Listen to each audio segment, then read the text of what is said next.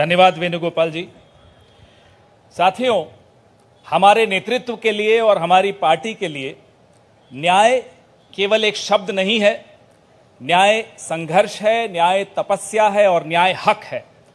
सबसे पहले इस कार्यक्रम को आगे बढ़ाते हुए हम न्याय पत्र का विमोचन करेंगे, उसको जारी करेंगे। मैं माननीय कांग्रेस अध्यक्ष श्री मल्लिकार्जुन खड़गे साहब से आग्रह करूंगा कि वो न्याय पत्र को जारी करें। सर,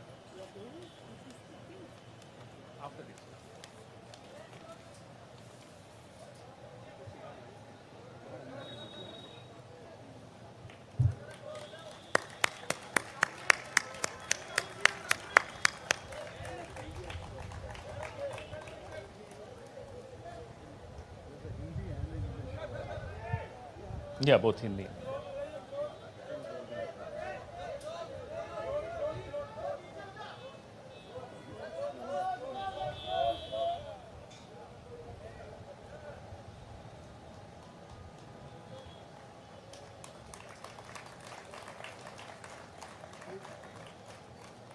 धन्यवाद। अब मैं मैनिफेस्टो कमेटी के अध्यक्ष श्री पी चिदम्बरम साहब से आग्रह करूंगा कि वो इस न्याय पत्र के विषय में कुछ इस पर प्रकाश डालें, आपसे चर्चा करें।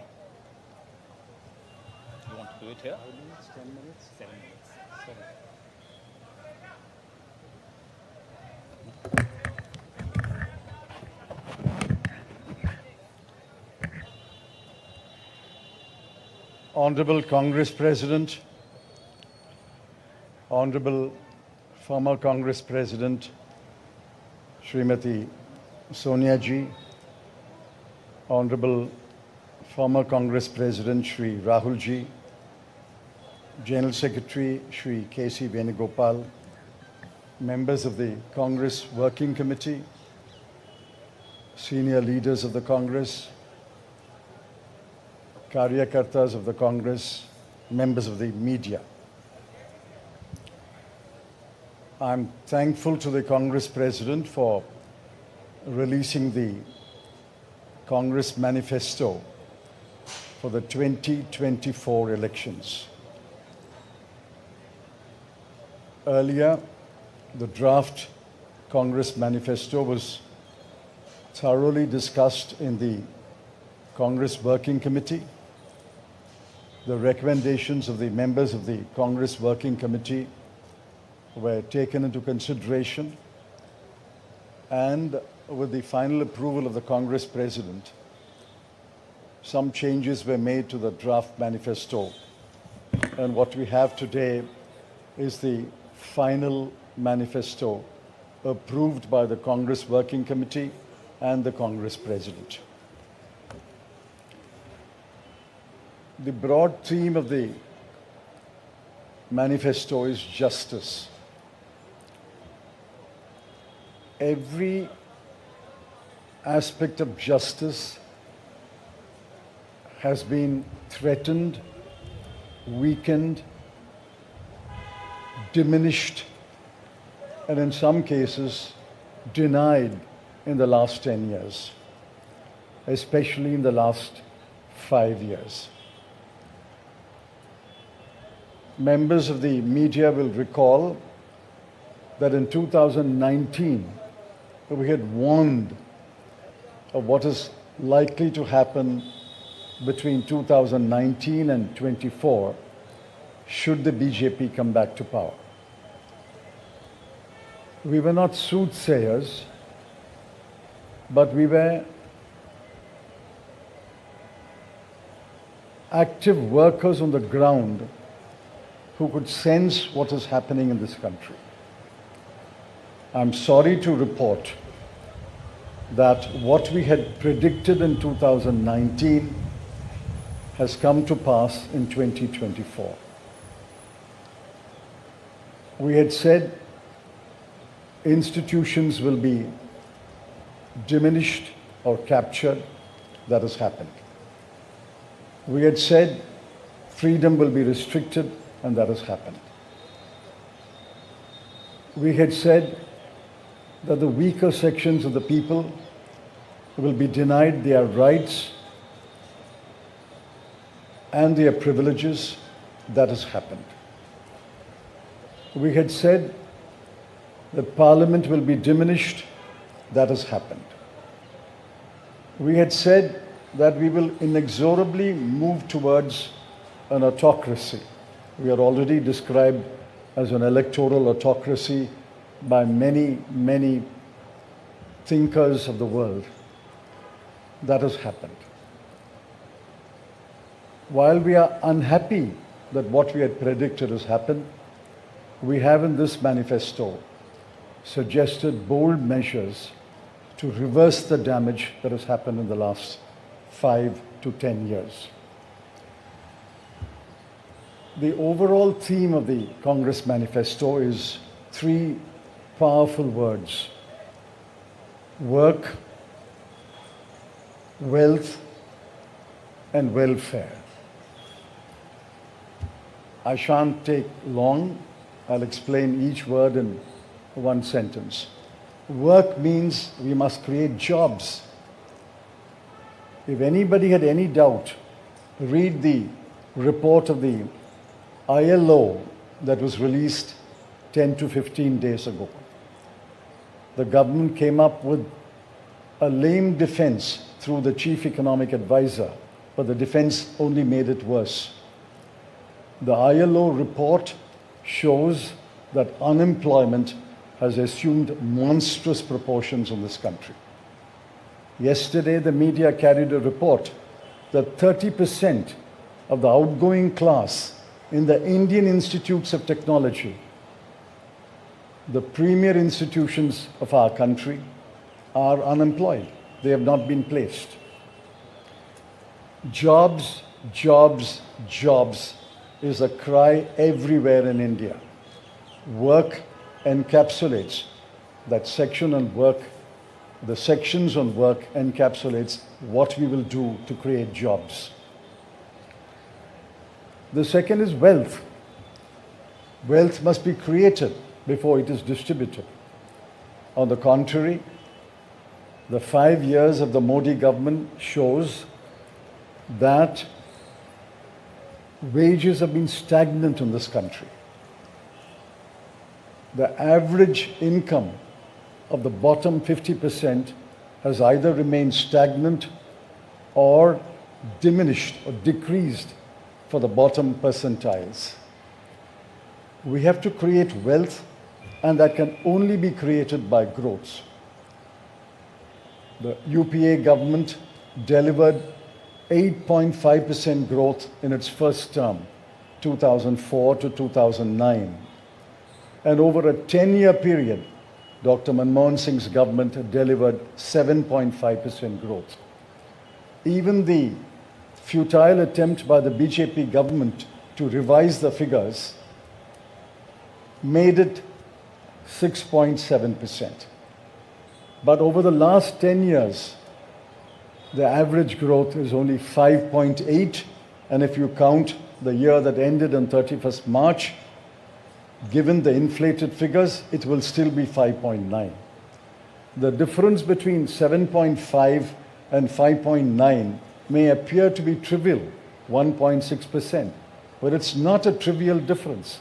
It is a difference that makes between a moderately slowing economy and a robust economy. So the second broad theme is wealth.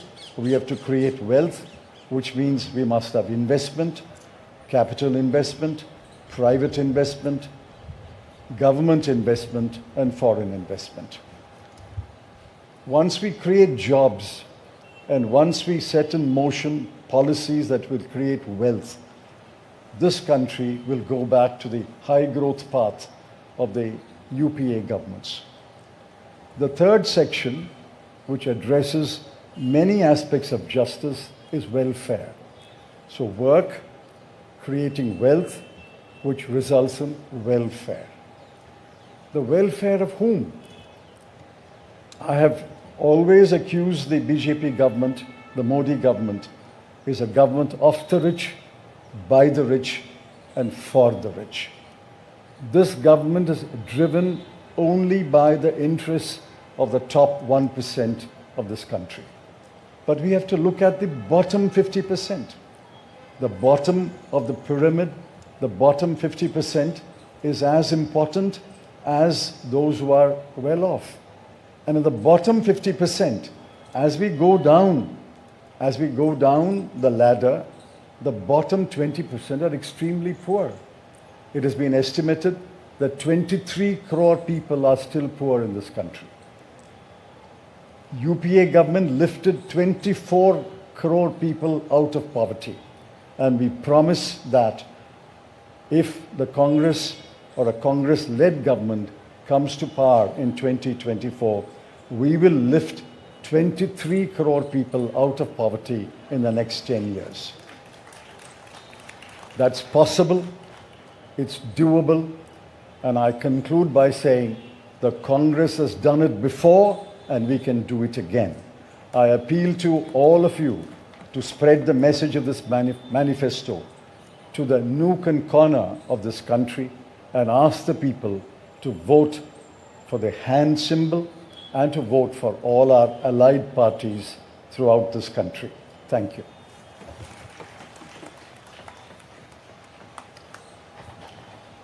धन्यवाद चिदम्बरम साहब। मैं माननीय राष्ट्रीय अध्यक्ष श्री मल्लिकार्जुन खड़गे साहब से आग्रह करूंगा कि वो 2 शब्द कहें।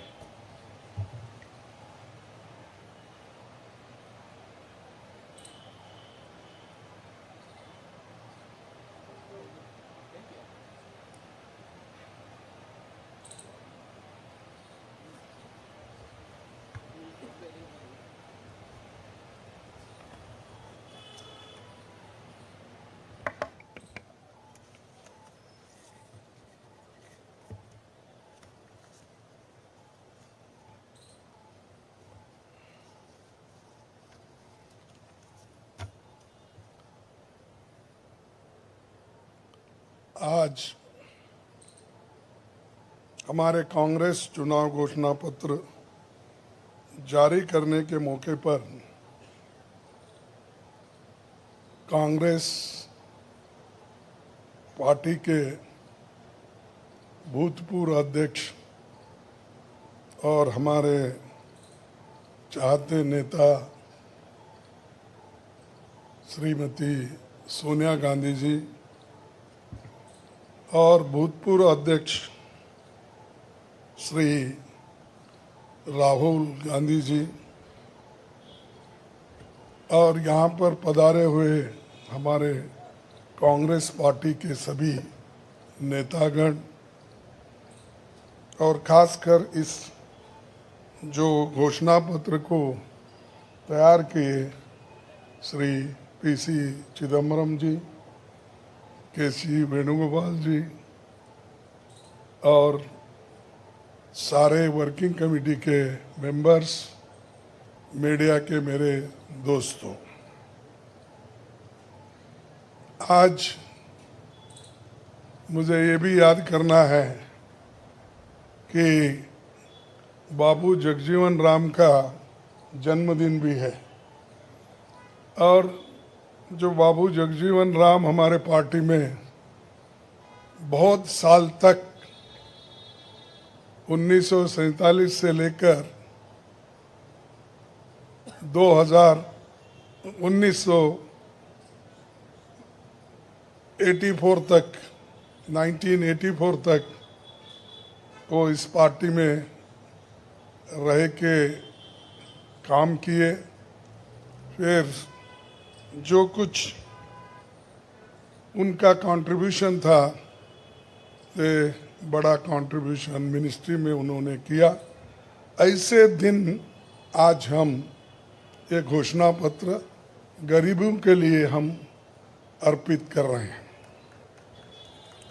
आज भारतीय राष्ट्रीय कांग्रेस के 2024 के लोकसभा चुनाव का घोषणा पत्र जारी किया जा रहा है। इस मौके पर मैं आप सभी का स्वागत करते हुए 22 दिसंबर 2023 को जो चिदम्बरम जी की अध्यक्षता में 16 सदस्यीय कांग्रेस मैनिफेस्टो कमेटी बनी थी और 19 मार्च को CWC ने इसे मंजूरी दी थी। व्यापक जनभागीदारी और संपर्क के बाद हमारा घोषणा पत्र बना है। इसके लिए वेबसाइट आवाज भारत की बनी, जिस पर भी काफ़ी सुझाव मिले। हमारा ये घोषणा पत्र देश के राजनीतिक इतिहास में न्याय के दस्तावेज के रूप में याद किया जाएगा। राहुल जी के नेतृत्व में चली भारत जोड़ो न्याय यात्रा में 5 पिलर्स पर ध्यान केंद्रित किया गया था। यात्रा के दौरान युवा न्याय, किसान न्याय, नारी न्याय, श्रमिक न्याय और हिस्सेदारी न्याय की घोषणा की गई थी। जहाँ कहीं भी हम गए इन न्याय की बात हमने करी थी और इसकी गारंटी भी हमने दी है। इन 5 पिलर्स में से 25 गारंटी निकलते हैं। हर 25 गारंटी ने किसी ना किसी को लाभ मिलने का इसके अंतर्गत यहाँ पर हमारे मैनिफेस्टो में भी है और इसके लिए जो हम पहले से ही करते हुए आए हैं वो भी हमने इसका उल्लेख किया है। मैं कुछ बातें आपके सामने रखना चाहता हूँ।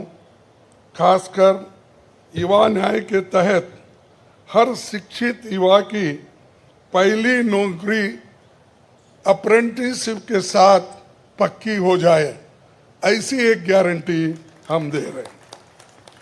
और उसके लिए हम 1 लाख रुपए, उसके लिए हम एक अप्रेंटिसशिप कोर्स करने वालों को खर्च करेंगे और इससे ये फायदा होगा, किसी ना किसी जगह उसको पक्की नौकरी मिलेगी, क्योंकि ये स्किल डेवलपमेंट के तहत और बहुत से इंडस्ट्रीज में इनको काम मिलेगा। नारी न्याय के तहत गरीब परिवार की महिला को सालाना 1 लाख की मदद देंगे। कोई तालियां नहीं बजा रहे, क्या बात है? गरीब परिवार की महिला को सालाना 1 लाख की मदद देंगे और किसान न्याय के तहत किसानों की कर्ज माफी और MS की कानून की गारंटी भी हम देंगे। और श्रमिक न्याय, इसके तहत मनरेगा में भी 400 रुपये, ये न्यूनतम कम से कम 400 रुपये मजदूरी दिया जाएगा। हिस्सेदारी न्याय में सामाजिक आर्थिक समानता के लिए हर व्यक्ति और हर वर्ग की गिनती या जातीय जनगणना होगी, जिससे सबको फायदा होगा, या किसी के फॉर्म में किसी के अगेंस्ट में ये नहीं है कि हालात को समझने के लिए ये जातीय जनगणना करेंगे, जैसा कि SC ST की जातीय जनगणना होती है। और वैसा ही जो पिछड़े लोग हैं और भी ये अपर कास्ट में भी गरीब लोग हैं, सबकी हालत क्या है यह जानने के लिए हम जातीय जनगणना कराएंगे और इसका फायदा हर वर्ग को मिलेगा।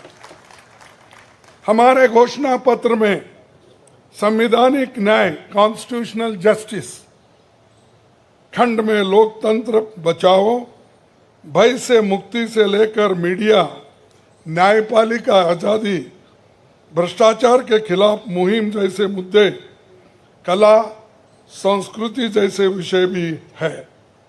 आर्थिक न्याय, इकोनॉमिक जस्टिस खंड में आर्थिक नीतियों, बेरोजगारी, टैक्सेशन और टैक्स रिफॉर्म्स, ये सारी चीज़ें उसमें हम लाएंगे।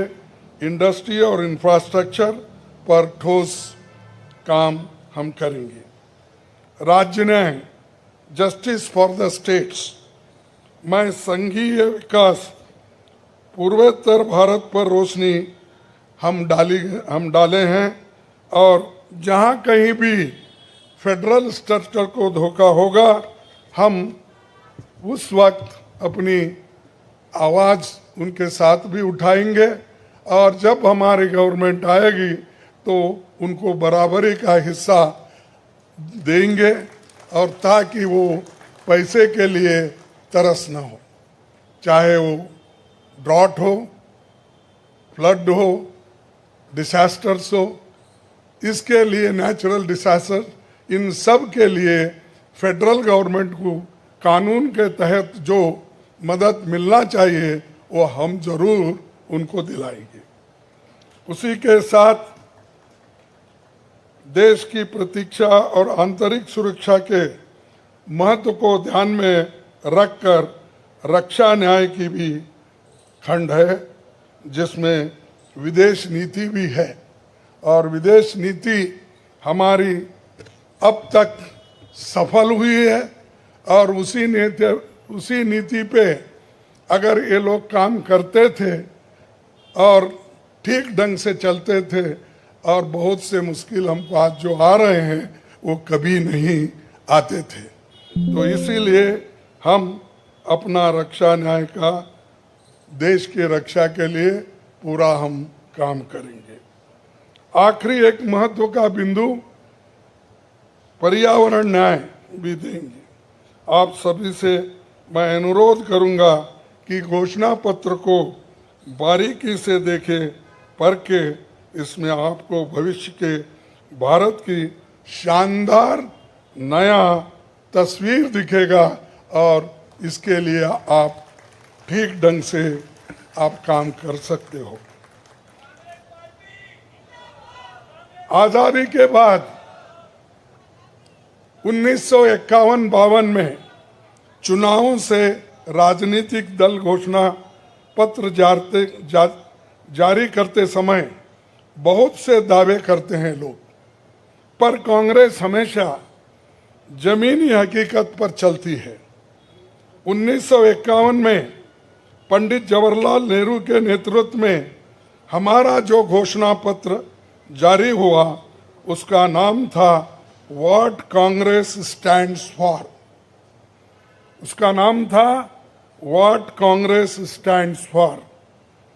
पहले घोषणा पत्र को लेकर ये टिप्पणी की गई थी, no exaggerated claims were made, no ambitious plans to entice public or deceive the electorate had been placed before them. A realistic view of what was capable of achievement and implementation alone was presented. ये पंडित जवाहरलाल नेहरू जी के ज़माने में घोषणा पत्र दी थी जो realistic है, जो ग्राउंड लेवल पे हम कर सकते हैं, उसी के बारे में उन्होंने बोला था। किसी को फंसाने के लिए नहीं, झूठ बोलने के लिए नहीं, हम जो भी कहते हैं वो करके दिखाते हैं, ये उनका कहना था और वही आज भी हम कर रहे हैं। जो कर सकते हैं वही हम इसमें घोषणा पत्र में लिखे हैं और बहुत से हमारे विद्वानों से भी हम बात किए हैं कि इसमें क्या कर सकते क्या नहीं कर सकते, उनके सलाह के मुताबिक ही आज हमने ये सारी चीज़ें आपके सामने रखे हैं। ये हमारा 139 ईयर्स साल का शानदार इतिहास है। ये देश के सामाजिक आर्थिक विकास की गति को बहुत तेज करेगा। किसानों, मजदूरों और महिलाओं, युवाओं, गरीबों, वंचित तबकों के विकास के जो बंद दरवाजे हम खोलेंगे, क्योंकि एक मोदी सरकार में ये सारे दरवाजे गरीबों के लिए, महिलाओं के लिए, युवाओं के लिए बंद है। हम जब सत्ता में आएंगे ये दरवाजे सब हम गरीबों के लिए खोल देंगे, उनका विकास करेंगे, ये हमारी प्रतिज्ञा है। डॉक्टर मोदी जी, डॉक्टर मनमोहन सिंह के नेतृत्व वाली हमारी यूपीए सरकार की बहुत आलोचना करते हैं, लेकिन उस 10 साल में हमने MNREGA, right to education, RTI, खाद्य सुरक्षा, वनाधिकार, भूमि अधिग्रहण कानून और रेहड़ी पटरी वालों की अधिकार समेत कई कदम हमने उठाया है। और उसकी जो कर्ता धर्ता है श्रीमती सोनिया गांधी जी यहाँ पर मौजूद है। उन्होंने बारीकी से इन मनरेगा को और खास करके फूड सिक्योरिटी को बहुत लड़ा, क्योंकि मुझे मालूम है, सब चीज़ मैं यहाँ पर नहीं कह सकता कि उन्होंने इतने ये 2-3 प्रोग्राम के लिए बहुत गुस्से में रहते थे। जब तक वो इम्प्लीमेंट नहीं होता तब तक वो खामोश नहीं बैठे और कैबिनेट के लोगों को बोलते रहे थे कि ये क्या हुआ। जब हुआ तब वो भी खुशी मना लिए और हम भी लोग बोले कि भाई ठीक हो गया। और जब बाहर इसका गया कि जो ये मनरेगा का, फूड सिक्योरिटी का और कंपलसरी एजुकेशन का ये जो संदेश बाहर गया, तब लोग सभी खुश होने लगे, सभी बोलने लगे ये बहुत अच्छा यूपीए गवर्नमेंट ने किया, सोनिया गांधी जी ने किया। ये बात बाहर आ गई। इसीलिए ये हमारा जो पहले से गरीबों के लिए वायदे थे वो हम पूरे करेंगे। मोदी जी 10 सालों में इसके मुकाबले का एक काम भी नहीं कर सके। आप बताइए कौन सी ऐसी बड़ी फैक्ट्री जो एम्प्लॉयमेंट क्रिएट कर सकती है, जो नेहरू जी के जमाने में बने वैसे कोई एक बड़े बड़े काम उन्होंने किया है। जिस देश में एक सुई नहीं बनती थी उस देश में पंडित जवाहरलाल नेहरू, इंदिरा गांधी जी ने रॉकेट बनाकर उड़ा कर दिखाया। और बहुत से जो साइंटिफिक योजनाएं थी हमने बनाए। अब मोदी जी के ज़माने में तो गालियां देने का छोड़ के दूसरा तो मैं नहीं सुना। और उसके अगर कोई छुपे हुए काम है तो मेरे को बताओ, ताकि मैं भी उसकी प्रशंसा करूंगा। लेकिन आज हम गारंटी जो भी दे रहे हैं, हम चंद स्टेट में करके दिखाए हैं। हिमाचल में करके दिखाए, कर्नाटक में करके दिखाए, तेलंगाना में करके दिखाए, जहाँ कहीं भी हमारी सरकार है। और राजस्थान में भी हमने कई नई चीज़ें की, वहाँ भी करके दिखाए। तो ये हम जो कहते हैं, मैं पहले ही कहा, वो हम करते हैं। और हम डरते नहीं करने के लिए, हमारा कितना भी नुकसान हो लेकिन गरीबों के लिए हम करते रहते हैं। ये हमारा पहले से कार्यक्रम है।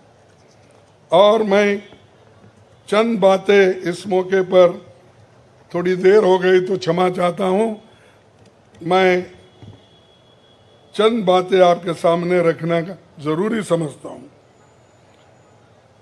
और आज क्या हो रहा है, विपक्षी नेताओं को जेल में बंद किया जा रहा है। चुनाव में सबको समान अवसर नहीं है और कई मुकदमे एक के ऊपर एक, छोटी छोटी। और हमारे पार्टी के ऊपर इतना बड़ा जुल्म किया और इतने हमारे को पेनल्टीज डाले। 3,567 करोड़ रुपए का हमारे ऊपर उन्होंने पेनल्टी डाली। क्या ये लेवल प्लेइंग ग्राउंड है? और ये हमारे ऊपर आज हो रहा, कल मीडिया के ऊपर होगा, मीडिया हाउसेस के ऊपर होगा, सबके ऊपर होगा। तो इसीलिए इसको, इस देश के डेमोक्रेसी को बचाना है, संविधान को बचाना है। इसीलिए हम सब लोग, देश के लोग एक होना चाहिए और लड़ना चाहिए। और जो ऑटोक्रेटिक मोदी साहब है उनको हटाना चाहिए। ये मेरा आपसे विनती है।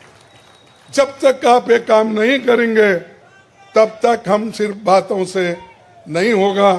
आप लोग घर घर जाके और हमारी गारंटी कार्ड जो है, इन गारंटी कार्डों को घर घर तक पहुंचाने का काम हमारे कार्यकर्ता करें।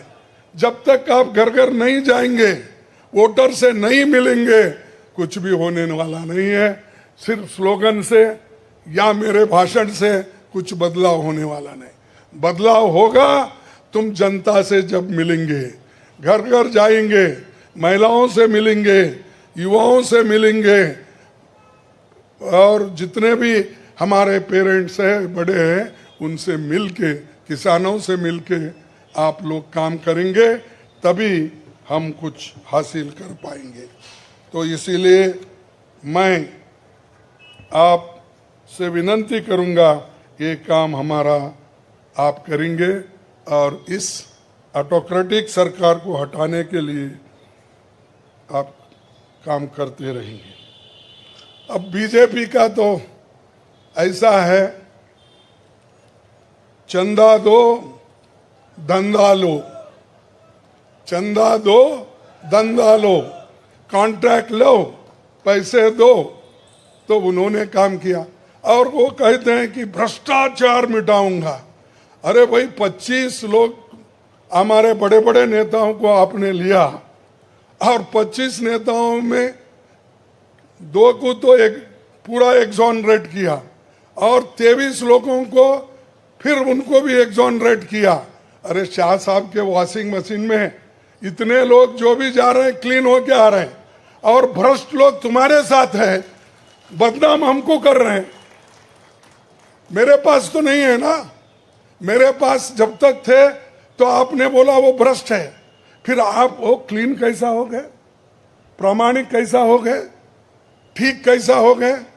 तो ये खुद ही इधर डराते हैं, उधर सब चोरों को लेते हैं। तो ये मेरा कहना है। इसीलिए आप इस बात को सोचिए, और हम सालों से गरीबों की सेवा करते हुए आए हैं, आगे भी हम करते रहेंगे।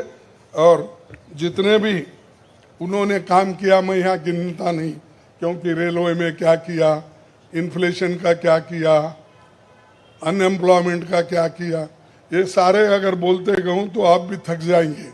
तो इसीलिए मैं ज़्यादा नहीं बोलता, आप सबको मालूम है, और हमारे पूरे इलेक्शन मैनिफेस्टो में वो चीज़ वहाँ पर है। इसीलिए आप तमाम को मैं धन्यवाद अर्पित करता हूँ कि आप ऐसे वक्त जो हमको साथ दे रहे हैं, जिस वक्त लोग डर डर के चंद लोग भाग जा रहे हैं। वो डरने वाले कौन है? जो आदमी कुछ चोरी करता है वही डरता है। जो आदमी ठीक है, अपने उसूलों पे खड़ा है, उसको कोई नहीं डराता। अगर डराएगा तो भी वो उसूलों पे ठहरे हुए लोग डरेंगे नहीं। तो इसीलिए हम लोग डरने वाले नहीं। हमारे नेता श्रीमती सोनिया गांधी जी, राहुल गांधी जी, डर उनमें नहीं है और डर का नाम भी नहीं है, और डर ये शब्द उनके पास नजदीक आता नहीं। वो डर सिर्फ मोदी को है, क्योंकि वो हमारे लोगों को ले लेके 400 पार बोलते फिर रहा है।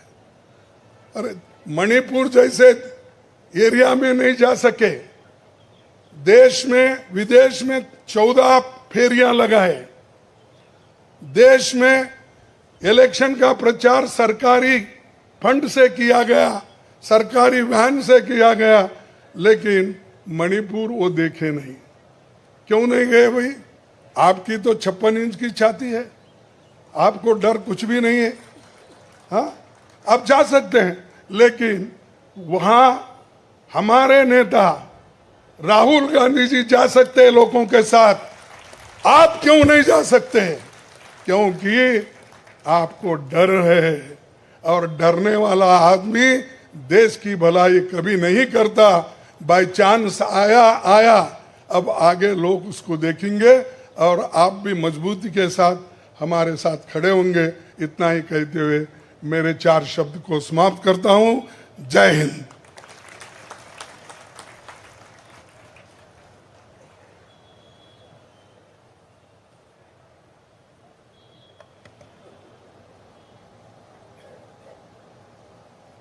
धन्यवाद खड़गे साहब।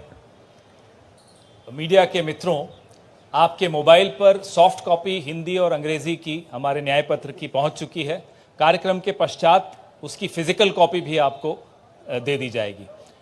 कार्यक्रम को आगे बढ़ाते हुए अब 10 मिनट आपके सवाल जवाब होंगे और इसमें अनुशासन रखिएगा। सबसे पहले एजेंसीज को मौका दिया जाएगा, तो एएनआई सबसे पहले अपना सवाल पूछे।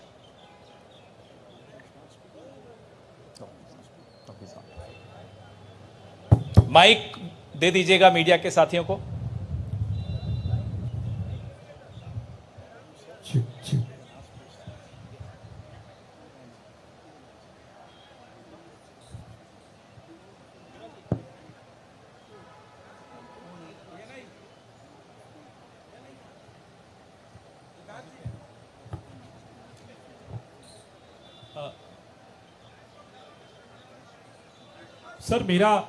सर मैं सिद्धार्थ हूँ एएनआई से।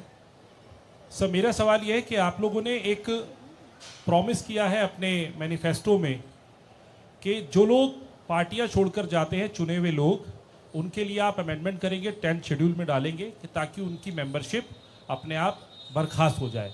क्या इस तरीके की परिस्थितियां जो आज बन रही है, खासकर आपकी पार्टी इसको देख रही है, इसको ध्यान में रखते हुए आप लोगों ने मैनिफेस्टो में इसको डाला है?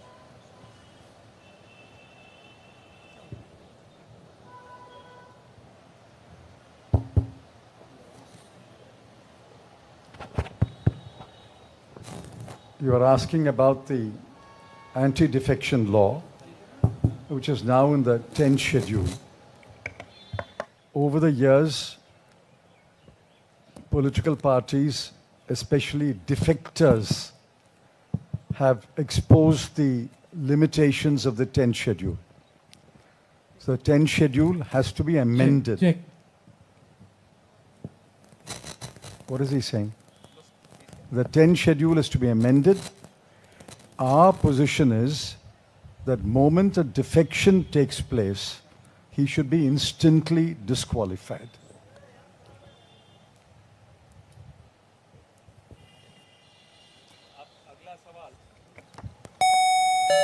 अगला सवाल PTI.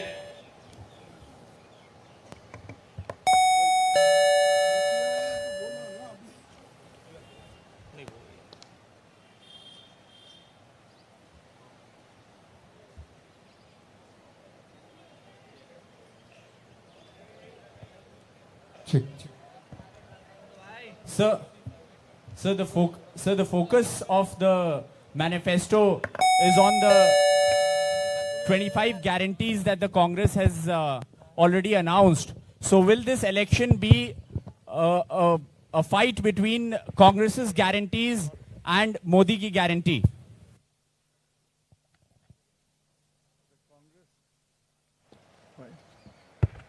The Congress guarantees are concrete guarantees. We have spelt out in English and Hindi and in due course in different languages what each guarantee means, what each guarantee will deliver to the people. Mr. Modi's guarantees are only in order to ensure that he is guaranteed a third term job. Where is the guarantee? What happened to the guarantee of 2 crore jobs? What happened to the guarantee of 15 lakhs in the account of every Indian?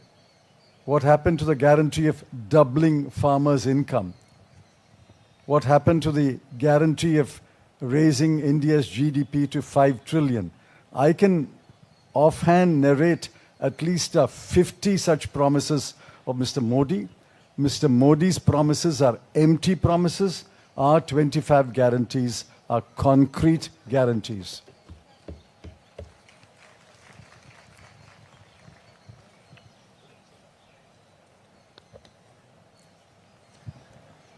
Good afternoon.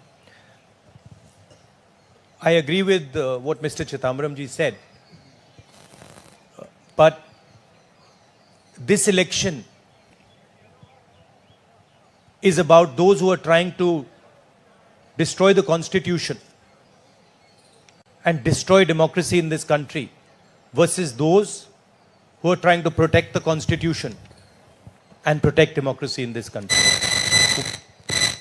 We do believe that it is very important, once this fight is won, that we look after the interests of the vast majority of our people, that India is not run for 2 or 3 large conglomerates, large businesses, that it is run for the vast majority of people, that we are not a nation of monopolies, we are a nation where there is fair competition among businesses. So I think it's important to understand that this election is a fundamentally different election. I don't think democracy has been as much at risk, the constitution has been as much at risk as it is today. In Hindi, sir. ये जो चिदम्बरम जी ने कहा उससे मैं सहमत हूं, मगर ये जो चुनाव है ये लोकतंत्र को और संविधान को बचाने का चुनाव है. एक तरफ एनडीए नरेंद्र मोदी जी जो कॉन्स्टिट्यूशन पर आक्रमण कर रहे हैं, लोकतंत्र पर आक्रमण कर रहे हैं, इंस्टीट्यूशंस को कैप्चर कर रहे हैं, और दूसरी तरफ इंडिया अलायंस जो कॉन्स्टिट्यूशन की रक्षा करता है, लोकतंत्र की रक्षा करता है. तो ये चुनाव इन दोनों फोर्सेस के बीच में है. धन्यवाद. मौसमी सिंह, आज तक.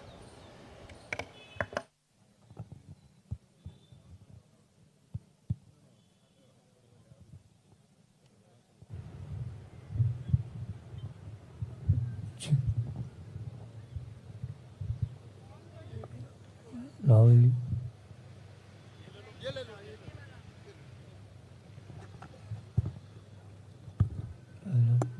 हेलो. मेरा सवाल मैडम सोनिया गांधी से है. मैम, अगर आपसे सवाल,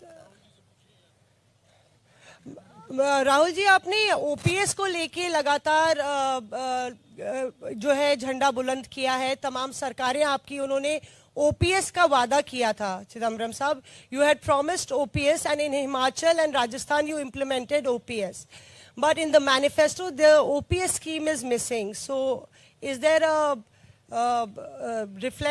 is there a introspection that it's not viable economically? Is it that?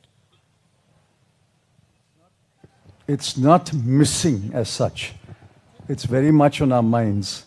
But please remember the developments that have taken place in the last 4 months.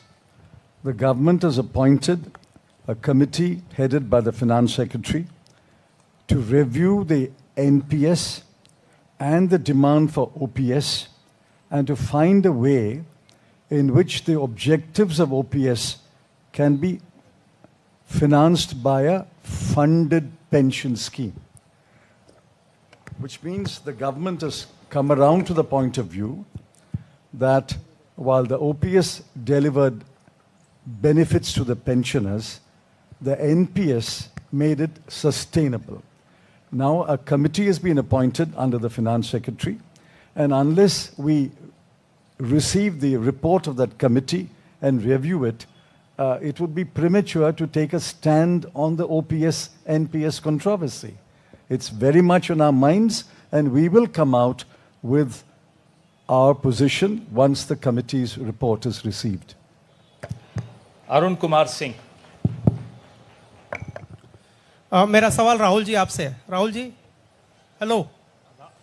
Rahul ji, सीधे सीधे इधर, फ्रंट। सवाल आपसे यह है कि 2014 में जैसे ही मोदी सरकार आई थी, आपने एक बयान दिया था और आपने ये कहा था कि देखते जाइए धीरे धीरे कॉन्स्टिट्यूशनल इंस्टीट्यूशंस जितने भी हैं देश पे, उस पे आरएसएस और बीजेपी का कब्जा हो जाएगा। अब आप ये कह रहे हैं कि हो चुका है और आप कह रहे हैं कि हम कानून भी लाएंगे।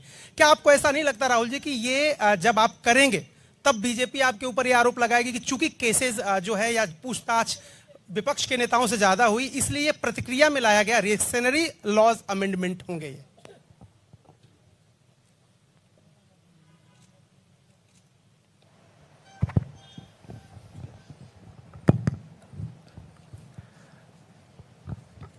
सबसे पहले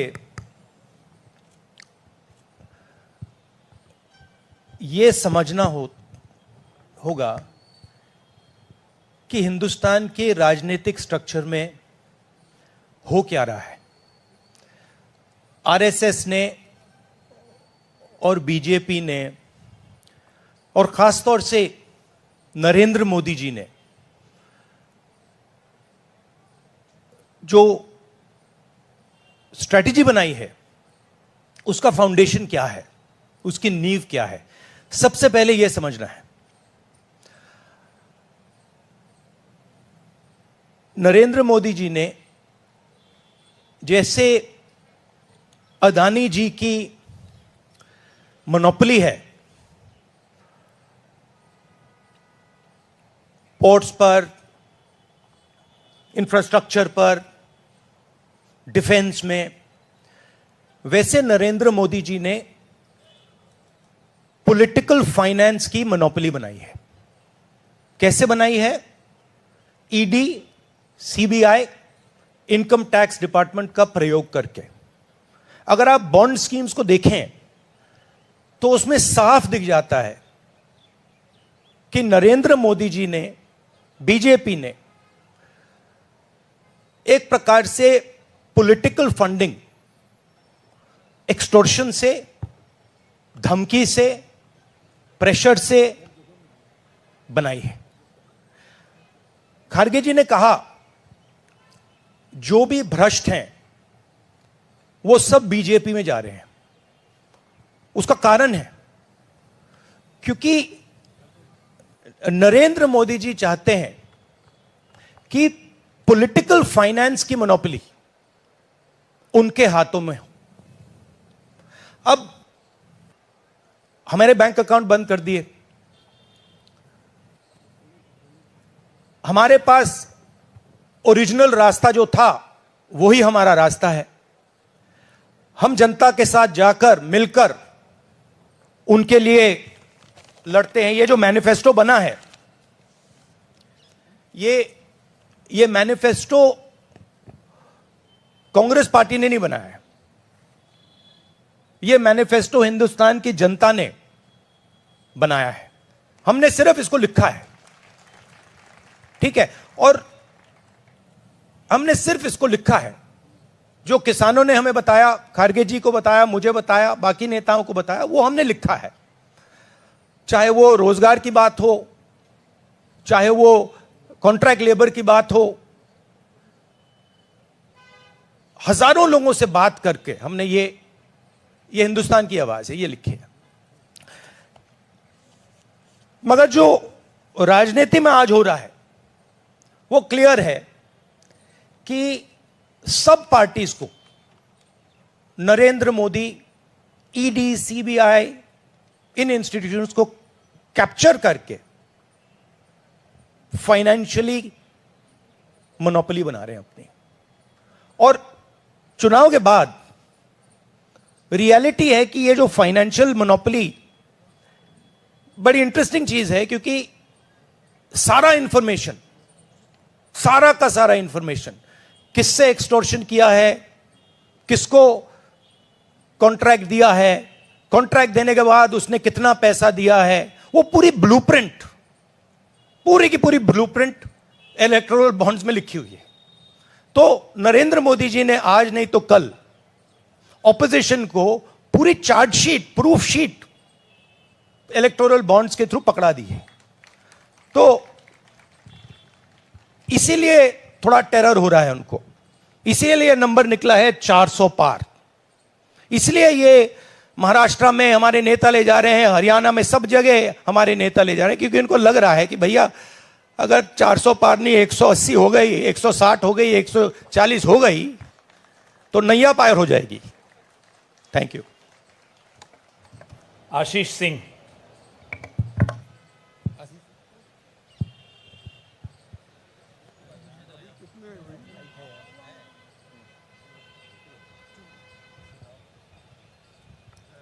राहुल जी, लास्ट टाइम पिछले लोकसभा चुनाव में राहुल जी आपने मुझे याद है कहा था, you were convince that time कि मोदी जी जा रहे हैं, मोदी जी का वक्त खत्म हो गया है। ऐसा हुआ नहीं, होता है राजनीति में। इस दफा नरेंद्र मोदी को आप कितनी बड़ी राजनीतिक चुनौती मानते हैं सर 2024 के चुनाव में? देखिए, 2019 में ये शुरू हुआ, आज ये एक तरह पीक पे पहुंच गया है। हिंदुस्तान के सारे इंस्टीट्यूशंस उनके हाथ में हैं, पॉलिटिकल फाइनेंस की मोनोपोली उनके हाथ में है, CBI, ED, income tax, EC, ये सारे के सारे बीजेपी के हाथ में है, बीजेपी के कंट्रोल में है। तो जैसे मैंने अपने भाषण में कहा,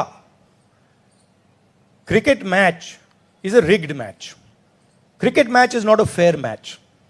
उसमें चाहे सोशल मीडिया की बात करें, आप हमारे नेताओं के, ऑपोजिशन नेताओं की सोशल मीडिया देख लीजिए, मेरा यूट्यूब देख लीजिए, मेरा फेस टाइम देख लीजिए, फेसबुक देख लीजिए, इंस्टाग्राम देख लीजिए, तो ये सारा का सारा स्ट्रक्चर कंट्रोल्ड है, रिग्ड है। इसलिए बहुत जरूरी है कि जनता इस बात को समझे कि ये नॉर्मल चुनाव नहीं है, ये लोकतंत्र को बचाने का, संविधान को बचाने का चुनाव है, और इसको लड़ना और जीतना बहुत जरूरी है। ये चुनाव 2-3%, 5% और बाकी हिंदुस्तान के बीच में चुनाव है, और जो बाकी हिंदुस्तान चाहता है वो इस मैनिफेस्टो में है, और जो 2% चाहता है, जो अदानी जी चाहते हैं, वो आप उनका मैनिफेस्टो देख लीजिए, आपको पता लग जाएगा, उसमें उनकी रिक्वेस्ट लिस्ट पूरी की पूरी आपको मिल जाएगी।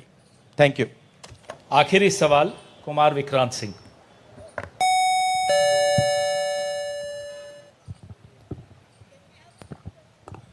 राहुल जी, 2009 में आपको भी याद होगा, उस वक्त मैनिफेस्टो में 2 तस्वीरें थी, मनमोहन सिंह जी की और सोनिया गांधी जी की।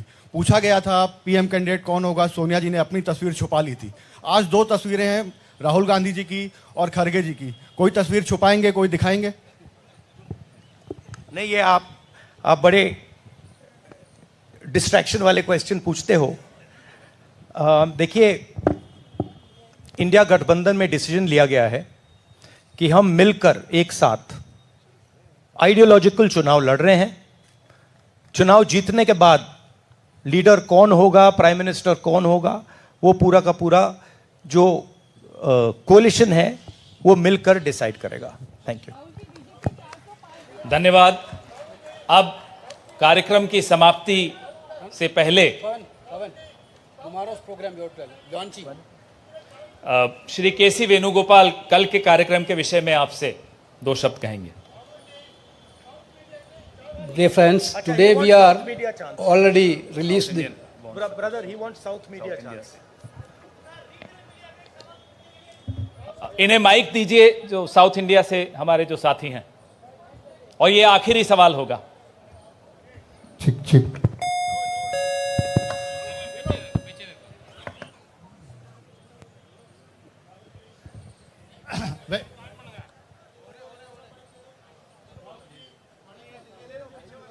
Vanakkam. South India's mic is not on, brother. But you have a very strong voice. You can speak without the mic. Sir, Vanakkam. Vanakkam. Venkatraman from Dinamala from Tamil Nadu.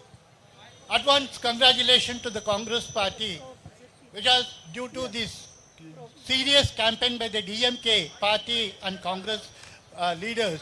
You are going to get 10 out of 10 seats from Tamil Nadu in the forthcoming parliament election. Do you think the same trend will you expect from the across the country? Well, you know, I'm not a soothsayer. Unlike many political commentators, I can't predict the future. But what I'm confident of is that this is a much closer election than is being propagated by the media. It is a close election, and we are going to fight an excellent election, and we are going to win the election. Thank you. Please do remember one thing. Please do remember that there was a similar feeling being generated by the press when Mr. Vajpayee was Prime Minister. There was the India Shining campaign. So we have a similar idea being propagated. India Shining with 2-3 new dimensions. International dimension, all sorts of new dimensions. Full support by the monopolists in the country. But do remember what happened to the India Shining campaign, and do remember who won that campaign. Thank you.